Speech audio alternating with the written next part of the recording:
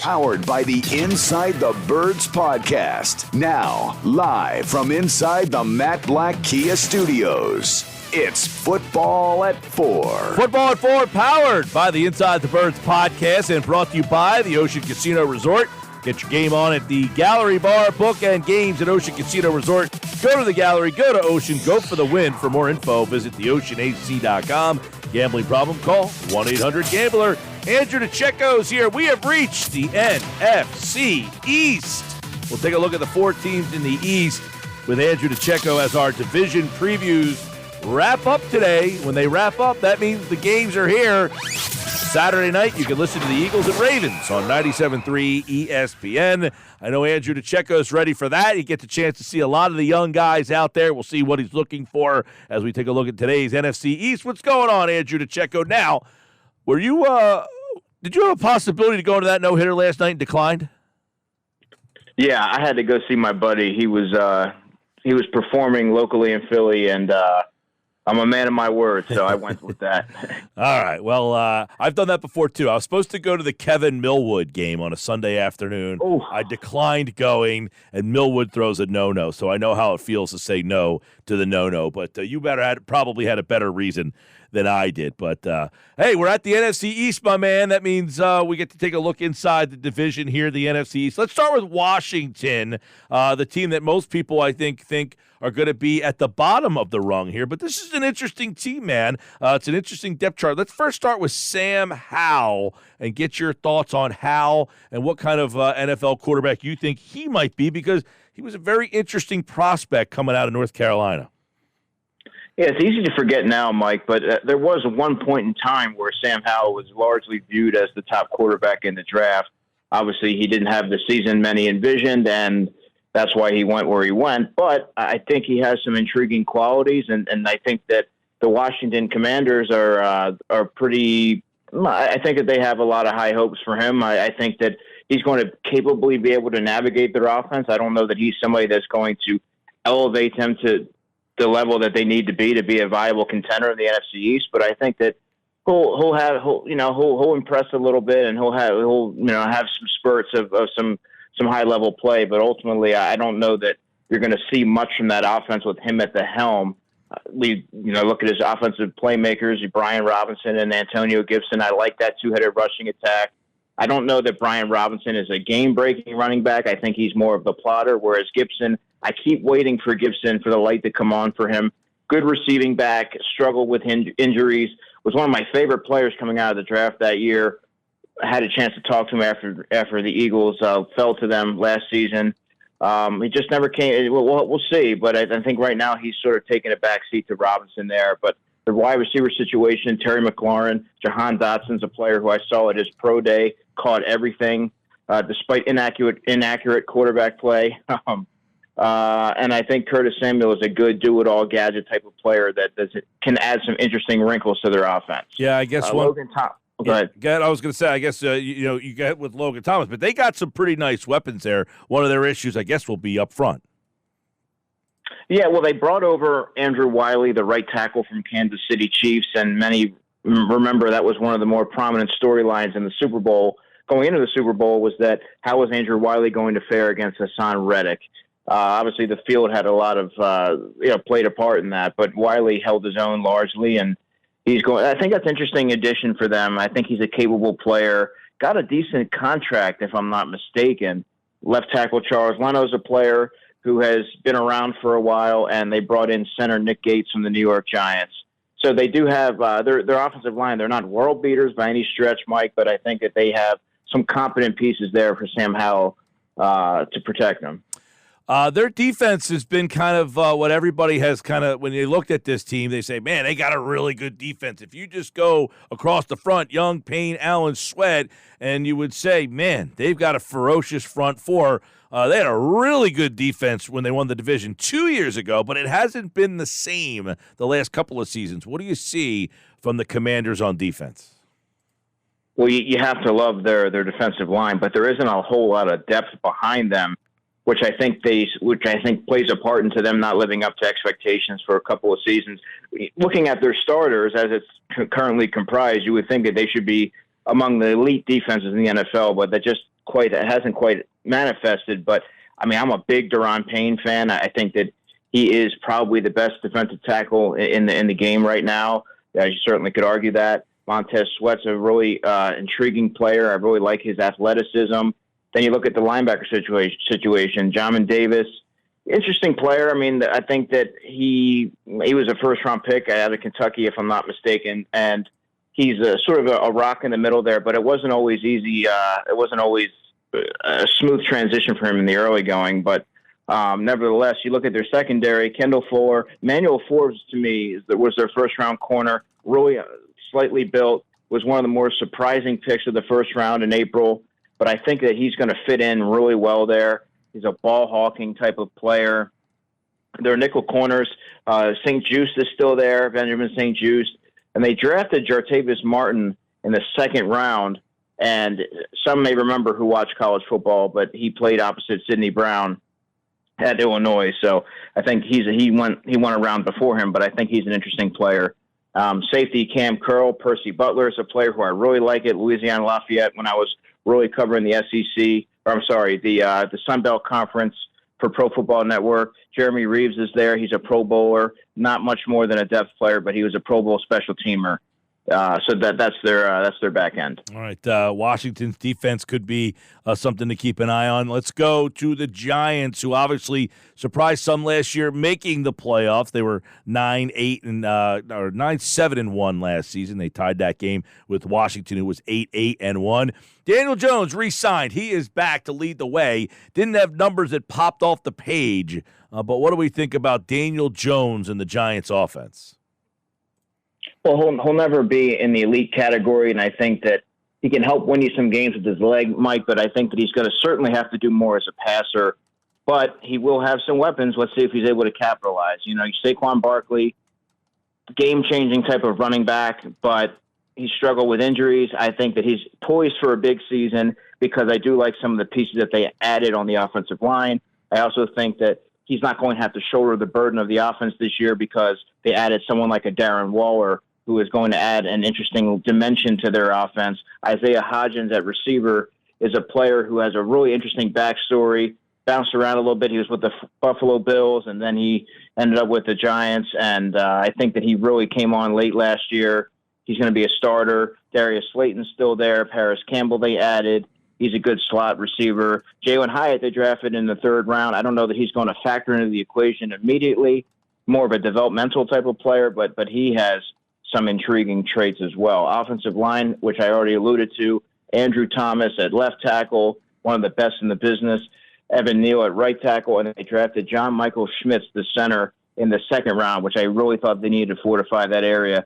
So on the offensive line, I thought that they really made some wholesale changes. Yeah, Thomas has come a long way from his rookie season, man, to turn into one of the best in the league. Evan Neal, a nice draft pick there. So their line might be better. Getting Waller is interesting. We shall see if that because they don't really have a game breaker on offense. They still don't have that outside threat at receiver. Possibly Hyatt could be that, turn into that guy, and Wan'Dale Robinson. Those two guys have a little bit of speed. But what about defense? They added A'Shawn Robinson there, Leonard Williams, Thibodeau's another guy, Lawrence. I mean, they got a pretty good front four up there. So what do you see from this Giants defense?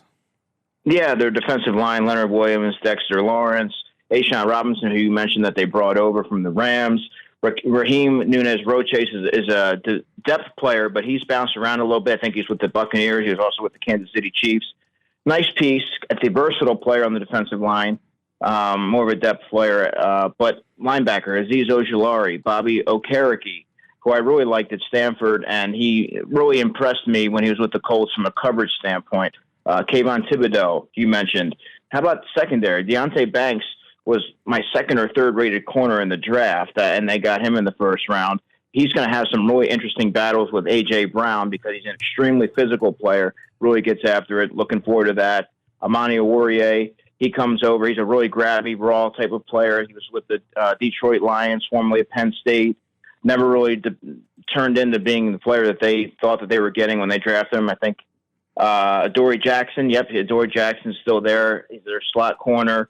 Xavier McKinney and Jason Pinnock are your safeties there. So I think they have some interesting pieces there on the secondary, and I'm really interested to see where Brian Dable's able to take the Giants this season, because I think that they're doing some good things there. Yeah, I am interested in the Giants here. They got a tough schedule, though. We'll see. Everybody in the NFC East schedule has become more difficult just because of the division they're playing. But are the Giants more of a product of who they played last year, or is this a team that's really ready to take that next step? We shall see. We'll get Andrew's picks on how he sees the NFC East. But let's go to Dallas. Dak Prescott, obviously, a lot of interceptions, led the league there last year. New running back game, obviously, Zeke Elliott is out. It'll now all be pretty much Pollard. You got Lamb and Cooks. This is an explosive offense, the Dallas Cowboys are. Yeah, you mentioned Dak Prescott. He's certainly going to have to keep the ball out of harm's way this season, which he did not do a good job of last year. Backing him up is Cooper Rush. He's been the mainstay there, backing him up. Tony Pollard's a player you and I had mentioned, even going back to last season. I thought that he deserved more touches. He's the more explosive player, the better pass receiver when you're looking at it in terms of last year with Ezekiel Elliott. But he's going to take the reins this year, and there's not much behind him. Rico Dowdle is more of a plotting type of running back. He's hung around for a couple of seasons, undrafted guy out of South Carolina. Deuce Vaughn, they drafted in the 6th round. He's like 5'5", so he's more of a specialty type of player, probably a kick returner and something of that nature. Wide receiver, you talk about explosiveness. Michael Gallup, Brandon Cooks, CeeDee Lamb, Jalen Tolbert's coming on a little bit. He was their 3rd-round pick in 2022. I really liked him coming out of South Alabama. He didn't really do much of anything last year, but I think this year they're going to utilize him more in the offense. Their tight end situation, they have Jake Ferguson, who they drafted in the 4th round in 2022, and Peyton Hendershot, who played a little bit last season. He was a former undrafted free agent last year. An offensive line, Tyron Smith, Terrence Steele at right tackle. You have Zach Martin there as well. So they do certainly have an offense equipped to do some damage. Yeah, their offense, if Dallas can protect the football, if Dak Prescott protects the football, they could put up a lot of points. That's a really good offense there. Defense, 3 years ago, I guess, or 2 years ago maybe, when Prescott was really good, their defense was really bad. Now it's kind of flipped where Prescott has become the problem, but they got a very good defense, and there's a lot of names to highlight. Yeah, DeMarcus Lawrence. Mozzie Smith's a player who some people may have scratched their head, but, those that really studied and followed the draft, Mozzie Smith was always considered to be a late 1st rounder, early 2nd rounder. I think if you get him in the right system, he could be an impact player. Not a high sack guy in college, but I think that they can find a way to accentuate his skill set there. Osa Odigizua is there as well. He's been a mainstay on that defensive line, formerly of Notre Dame. Linebackers, you got Micah Parsons, Leighton Vander Esch. You have Dorrance Armstrong still there. I like their depth.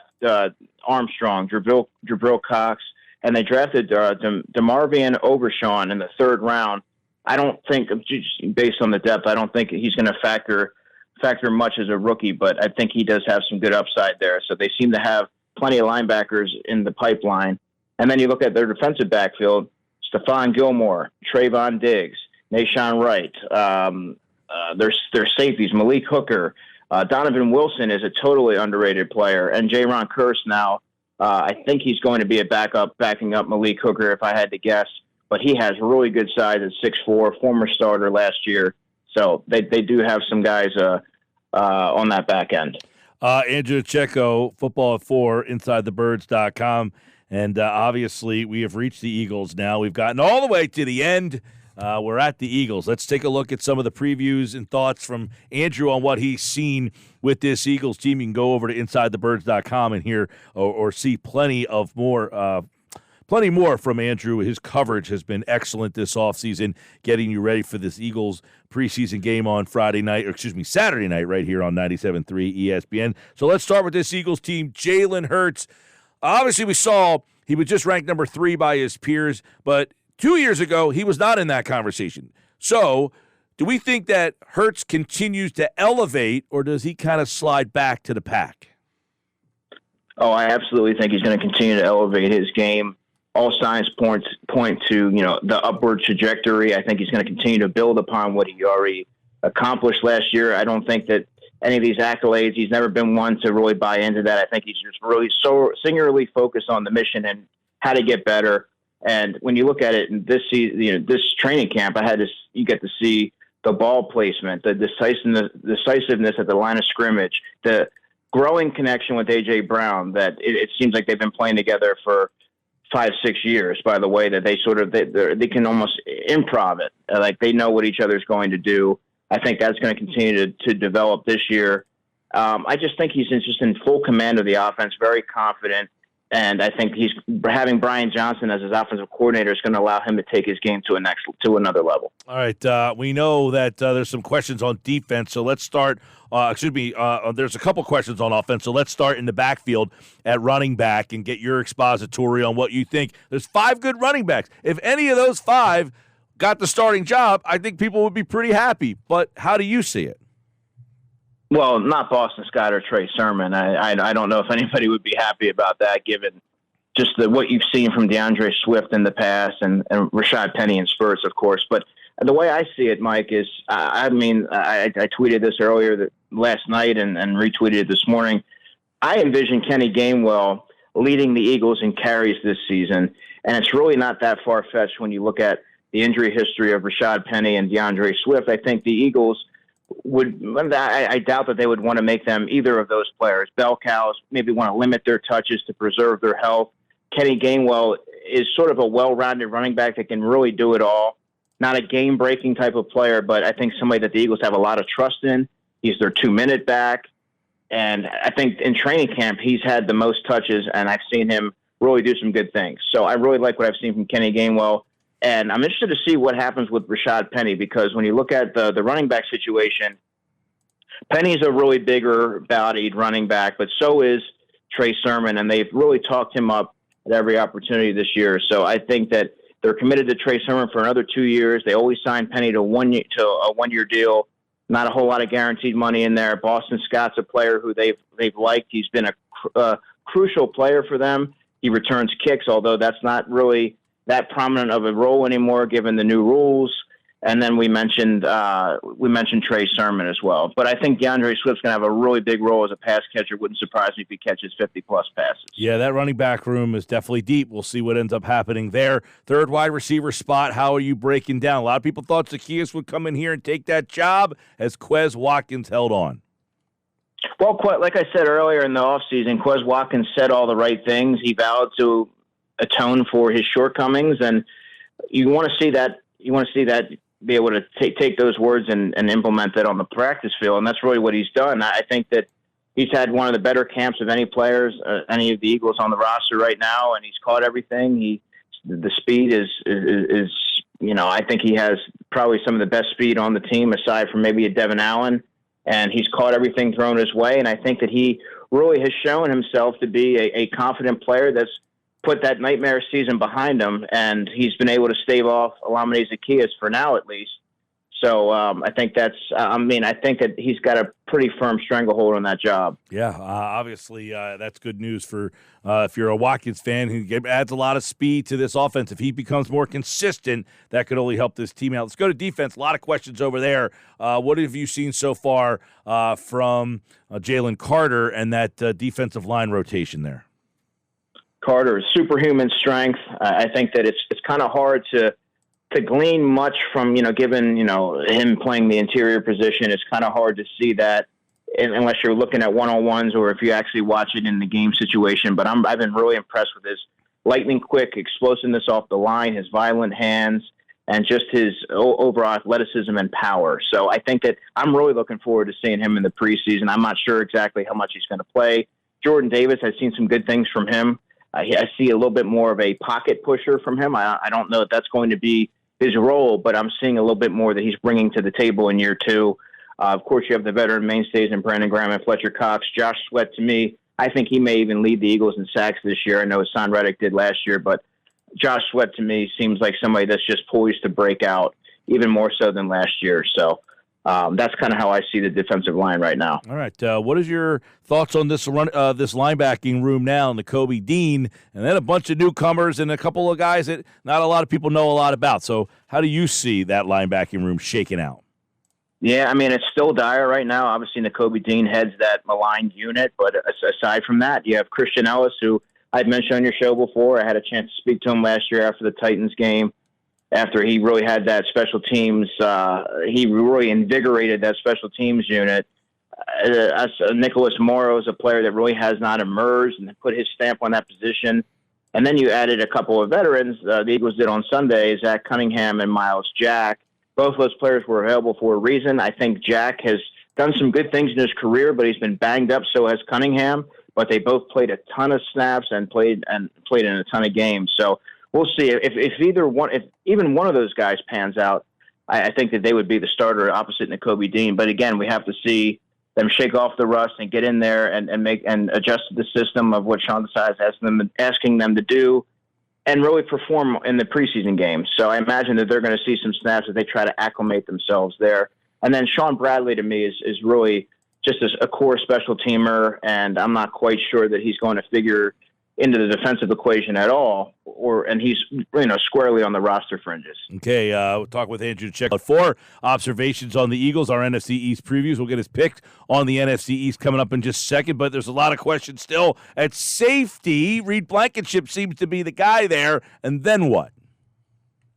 Well, Kayvon Wallace has had a big summer. He's had a really consistent camp, and he's been getting some first-team reps. I'm not sure if that's just trying to rotate as many guys in as possible, or if that's going to have some legs. We're going to find out. We still have a few weeks to really see how that's going to materialize. Terrell Edmonds has seen some opportunities playing linebacker in these big nickel looks. So I mean, but this is somebody that's played and has 75 starts in the NFL. So I would have to think that Edmonds would be the front runner to start opposite Blankenship. But I will say that Kayvon Wallace has had a strong camp, and we'll see if he's able to keep that momentum going into the preseason. Cornerback situation is really interesting, too, as far as depth goes. Cornerback 6, Josh Job's a player who I've mentioned countless times. I really like him. At a 5th-round grade on him coming out of Alabama. He's James Bradbury's immediate backup. He's the front runner in that. Behind him is Greedy Williams and the host of players, Mario Goodrich, Eli Ricks, and players like that. All right. Obviously, you got a lot of questions. Saturday night it all starts. We'll see how many people play. We had a listener who texted in earlier who asked about Josh Jobe. Remembered you had a pretty high thought process or, grade on him coming out of that draft last year. It seems that he right now is winning that 3rd cornerback spot.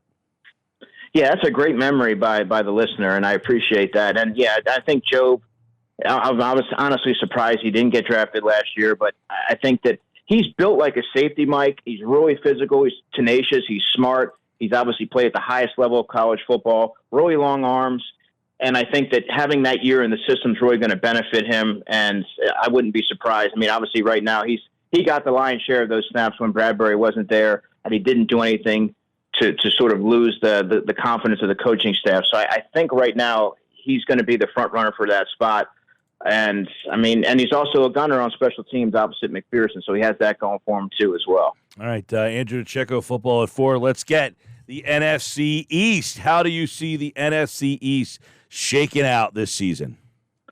Well, I have the Eagles taking the crown. Then I have the Dallas Cowboys, New York Giants, and in last place, the Washington Commanders. Commanders are dead last yet again. Oh, boy, man. The Commanders, it'll be interesting. I think the Commanders could surprise, and I think the Giants have a chance to disappoint, but we'll see. That's why they play them. The schedules this year for all these teams, Philadelphia won 14 games last year. I would imagine that drops a little bit, but that doesn't mean they could be a better team and win less games. Dallas, I think, it could be a better team than they were last season. So this NFC East is going to be a lot of fun to watch, and it's all starting with the preseason Saturday night, Eagles and Ravens right here on 97.3 ESPN. Andrew DiCecco is back, of course, for Football at 4 next Thursday here. And by the way, that'll be game day Thursday. The Eagles will be getting ready to take on the Cleveland Browns. Andrew, appreciate it, bud.